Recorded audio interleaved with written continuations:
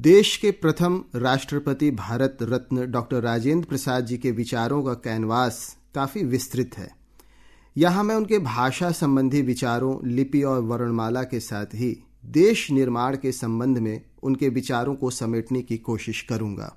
वे कहते हैं कि इतने बड़े देश में हम पाते हैं कि बहुतेरी जुबानें बोली जाती हैं, लोगों के रस्म रिवाज, रहन सहन, तौर तरीके अलग अलग हैं और बहुत बातों में खाना पीना, कपड़ा पहनना, इसमें भी बहुत तफरकात देखने को मिलते हैं।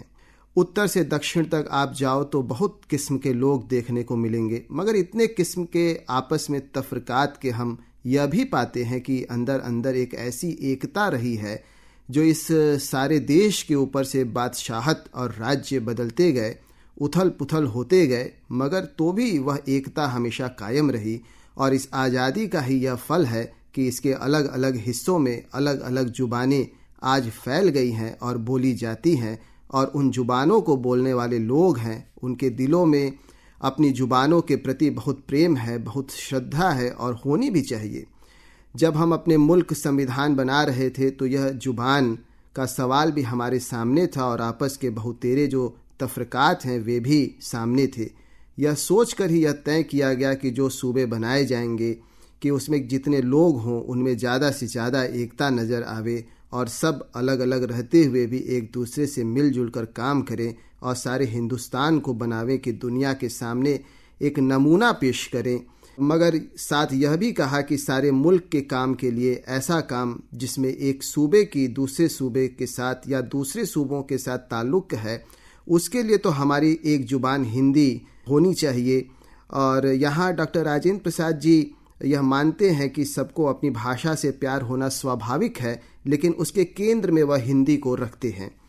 अपने विचार को इस संदर्भ में विस्तार देते हुए कहते हैं कि हिंदी भाषा नागरी लिपि में बहुत दिनों से चली आती थी, मगर सभी भाषाएं नागरी लिपि में ही लिखी जाएं, इसका प्रचार यहाँ कलकत्ते में ही सबसे पहले श्री शारदा चरण ने आरंभ किया था। और उस समय कई वर्षों तक एक पत्र निकला था जिसका नाम था देवनागर लिपि, देवनागर, जिसमें अन्य अन्य भाषाओं के लेख छपा करते थे, पर छपते थे नागरी लिपि में ही। और इस प्रकार से नागरी लिपि का प्रचार सारे देश में हो रहा था।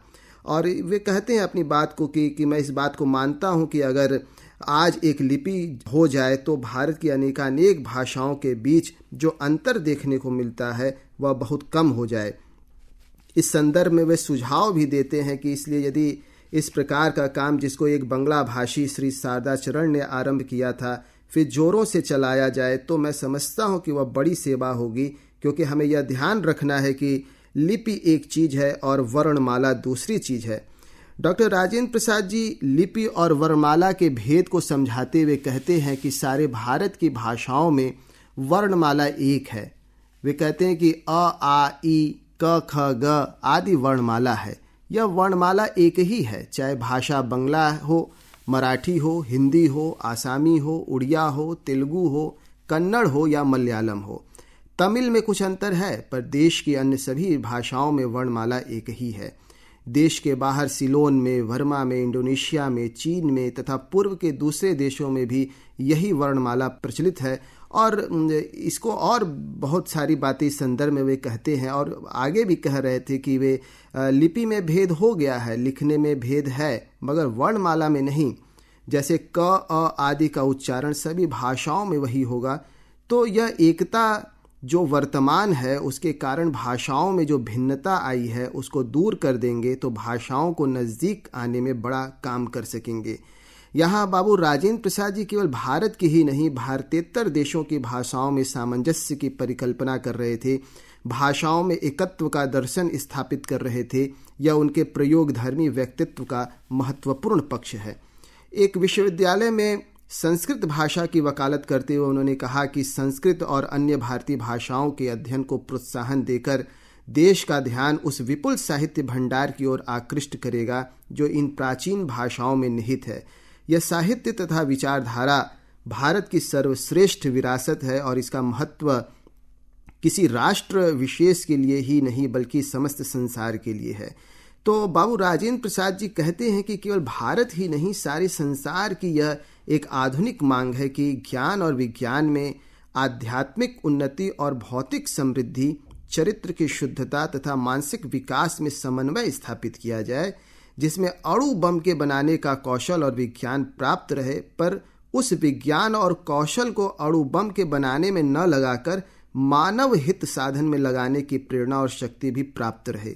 संसार चाहता है कि न तो मानव संसार को ही उपेक्षा की दृष्टि से देखे और आत्मचिंतन में लगा रहना जीवन का एकमात्र उद्देश्य माने, और न आत्मा परमात्मा को भूलकर भौतिक सुख साधन के जुटाने में ही अपनी सारी शक्ति को लगा देवे।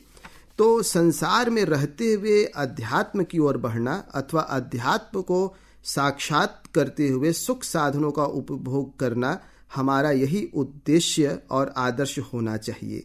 यहाँ वे महात्मा बुद्ध की तरह मध्यम मार्ग पर चलने की बात कर रहे हैं और वे चाहते थे कि व्यक्ति को जीवन में संतुलन बनाकर चलना चाहिए। विज्ञान और अध्यात्म के बीच संतुलन स्थापित करने का दर्शन यहाँ वे स्थापित कर रहे थे। इस संदर्भ में वे आगे कहते हैं कि हम चाहते हैं कि संस्कृत साहित्य के अध्ययन से हमारे देश के नवयुवक और नवयुवतियों की यह समन्वयात्मक दृष्टि बने और राम और सीता जैसे गृहस्थ और राजा जनक जैसे ज्ञानी तपस्वी का आदर्श सामने रहे। तो डॉक्टर राजेंद्र प्रसाद जी प्राचीन तथा अर्वाचीन के समुचित समन्वय स्थापित करने की भी बात करते हैं और कहते हैं कि जिन्हें हम आधुनिक विचार कहते हैं उनकी नींव एकदम नवीन नहीं। इस नींव के निर्माण में दृश्य अथवा अदृश्य रूप से सदियों पुरानी विचारधारा ने योग दिया है। इसलिए यह आवश्यक है कि हम इस तथ्य को अपने जीवन में अनुभव करें। वे कहते हैं कि इस महत्वपूर्ण तथा कल्याणकारी कार्य के लिए आवश्यक है कि हम संस्कृत का विशेष रूप से और अन्य भारतीय भाषाओं का साधारण रूप से अध्ययन करें। और वे प्राचीन इतिहास में जाते हैं और कहते हैं कि प्रागैतिहासिक काल से जीवन के सभी विश्वासों से हमारे देश के विकास का संबंध सदियों तक संस्कृत भाषा से जुड़ा रहा है। तो डॉक्टर राजेंद्र प्रसाद जी राष्ट्र के विकास के लिए भी कुछ उनके अपने विचार थे और कहते हैं कि चरित्र निर्माण पर वे खास तौर से बल देते हैं और उनका कहना था कि व्यक्ति के भीतर उदारता और सहिष्णुता की भावना होनी चाहिए। अंतर विश्वविद्यालय युवक समारोह को वे संबोधित कर रहे थे और उन्होंने कहा कि यह सभी जानते हैं कि नौजवान राष्ट्र की रीढ़ के समान होते हैं, उनका पालन पोषण और शिक्षा दीक्षा राष्ट्र का पहला कर्तव्य है। मैं आपको यह परामर्श देना चाहता हूं कि अपने जीवन में आप उदात्त दृष्टिकोण को अपनाएं, अर्थात मन और विचार से उदार होने की चेष्टा करें। वे कहते हैं कि ऐसा करना हमारे देश की परंपरागत विचारधारा के अनुकूल तो है ही, आज की परिस्थितियों और इस राष्ट्र की भावी उन्नति का भी यही तकाजा है। उन्होंने कहा कि ईश्वर की कृपा से भारत राष्ट्र आज भी जीवित है, जबकि बहुत से प्राचीन देशों का अस्तित्व केवल इतिहास की पुस्तकों में ही रह गया है। इसका प्रमुख कारण यही जान पड़ता है कि हमारी विचारधारा में एक विशेष बल था, वह सूत्र उदारता और सहिष्णुता की भावना थी। इस भावना के बल पर ही हम अपनी विचारधारा में नए विचार खपा पाए हैं और नवीन तत्वों को अपनाने में समर्थ हो सके हैं। उसी ने हमें जीवित रखा है और उसी के कारण इस राष्ट्र को एकता का आधार मिल सका है। तो डॉक्टर राजेंद्र प्रसाद जी का यह भी मानना था कि किसी भी मुसीबत का सामना हमें अपने पुरुषार्थ के साथ करना चाहिए।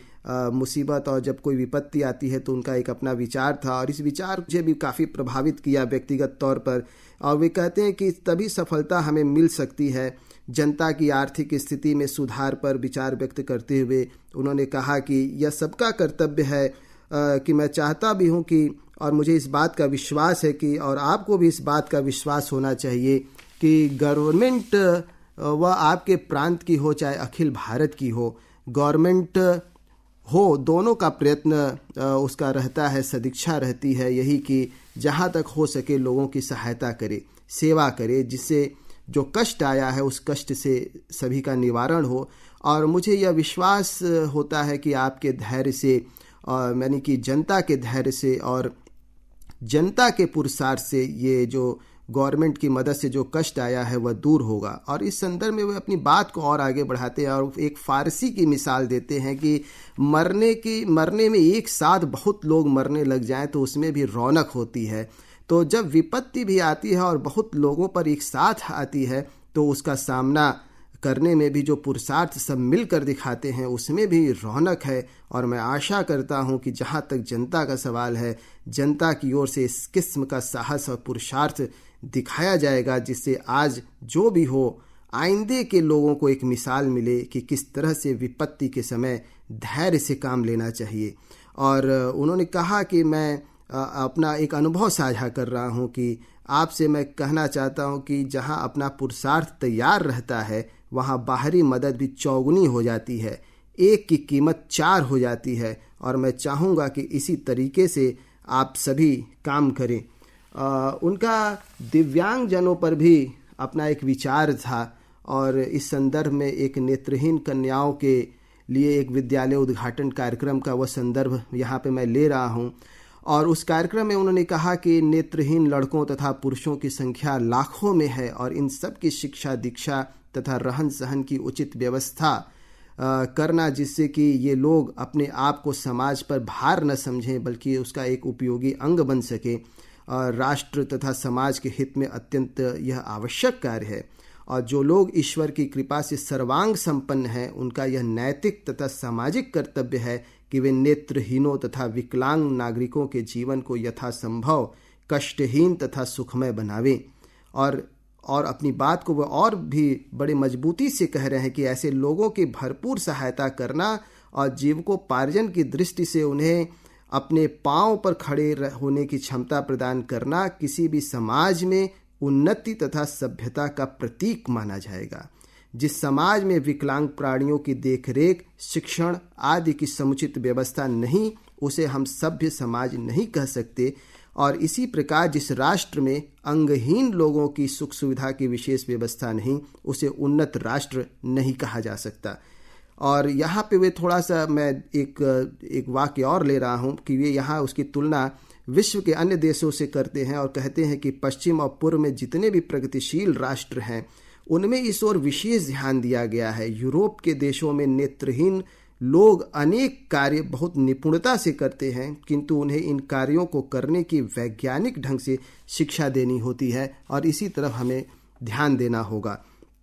तो अंत में मैं इन चंद पंक्तियों के साथ अपनी बात को समाप्त करूंगा।